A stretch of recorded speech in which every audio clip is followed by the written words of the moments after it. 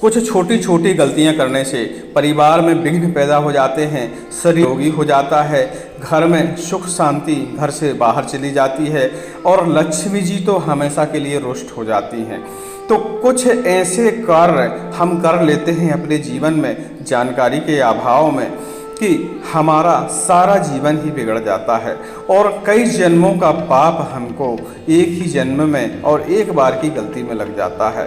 तो भगवान भोलेनाथ के सामने कभी भी इस प्रकार की गलतियां नहीं करनी चाहिए और अनजाने में 40 से 50% लोग इस गलती को बार बार दोहराते हैं क्योंकि उनके मन में तो सही भाव होता है लेकिन वह जानकारी के अभाव में नहीं जानते कि हम भगवान की सेवा कर रहे हैं या एक बहुत बड़ा पाप कर रहे हैं।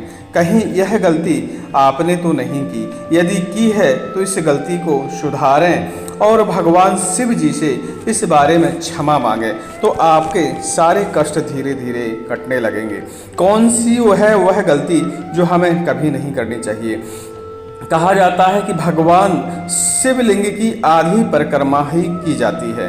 अब कई लोग जानकारी के अभाव में भगवान शिव जी की पूरी परिक्रमा कर लेते हैं और पूरी परिक्रमा करने से बहुत सारे पाप हमारे ऊपर लद जाते हैं और बहुत सारे कष्टों का पहाड़ हमारे ऊपर टूट जाता है।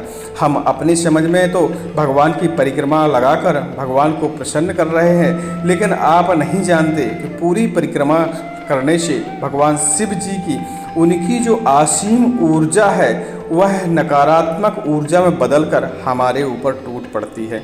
इसीलिए भगवान शिव जी की कभी भी पूरी परिक्रमा नहीं लगानी चाहिए। ओम नमो भगवते रुद्राय, ओम नमः शिवाय। तो आइए जानते हैं कि पूरी परिक्रमा हमें भगवान शिव की क्यों नहीं करनी चाहिए। भारतीय संस्कृति में जल को देवता माना गया है और जल यानी पानी के पात्र को कभी भी पाँव नहीं लगाना चाहिए या पाँव नहीं लगाया जाता। ठोकर लगा हुआ पानी ना तो पिया जाता है और ना ही किसी को पिलाया जाता है। यह पाप माना जाता है, बहुत बड़ा पाप माना जाता है। ऐसे ही जो जल देव प्रतिमा पे चढ़ाया गया हो उसे लांघा नहीं जाता और शिवलिंग का नित्य अभिषेक होता है। जिस जल से देवता का अभिषेक हुआ हो उस जल पे पाँव कभी नहीं लगाते। इसलिए जल निकासी की नाली के बाद भी चंडमुख की व्यवस्था मंदिरों में की जाती है।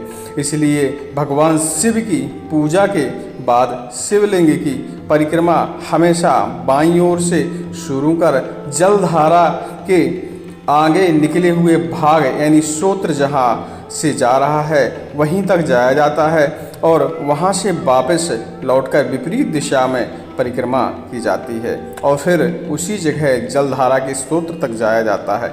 इससे शिवलिंग की आधी परिक्रमा कहा जाता है। जलधारा अर्घा के स्रोत को लांघना नहीं चाहिए क्योंकि उस स्थान पर असीम ऊर्जा और शक्ति का भंडार होता है और हम शिव की यदि पूरी परिक्रमा कर लेते हैं तो जलधारा के ऊपर से हमें लांघ के जाना पड़ेगा क्योंकि भले ही जलधारा की व्यवस्था ऐसी की गई हो कि ऊपर से जा रही हो लेकिन ऐसा संभव नहीं है कि माना जाता है कि जलधारा का बहाव तभी माना जाता है वह जब जमीन को यानी धरती को छू के चले। आसमान में चलती हुई जलधारा का प्रवाह नहीं माना जाता। तो शिव जी की जहाँ भी पिंडी होती है उसके सामने से जलधारा जमीन को छू के ही बहती है। ऐसा ऊर्जा के रूप में बहे या जल के रूप में बहे ऐसा माना जाता है। इसीलिए शिव पिंडी की कभी भी चारों तरफ घूम के परिक्रमा नहीं करनी चाहिए। ऐसा करने से बहुत बड़ा पाप तो लगता ही है और साथ में ही हम जल का भी अपमान कर देते हैं और शिव जी के ऊपर चढ़ा हुआ जल का अपमान आप समझ सकते हैं कि कितना बड़ा घोर पाप हमारे हाथों हो जाता है। इसलिए शास्त्रों में भी लिखा है कि शिव की पिंडी की जल निकासी की व्यवस्था कितनी अच्छी ही क्यों ना हो, कहीं से भी जल क्यों ना जा रहा हो, लेकिन हमें शिवलिंगी की जो परिक्रमा करनी चाहिए वह आधी ही करनी चाहिए।